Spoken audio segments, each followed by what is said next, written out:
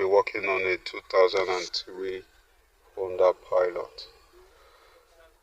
The problem is that when you start the car, you can see the security light is on.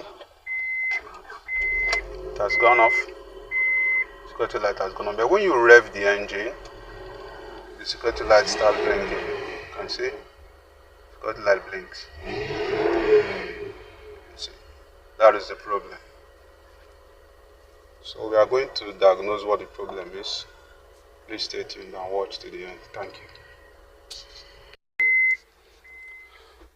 So we are going to diagnose it. I've connected our scanner. The system is on. It's on the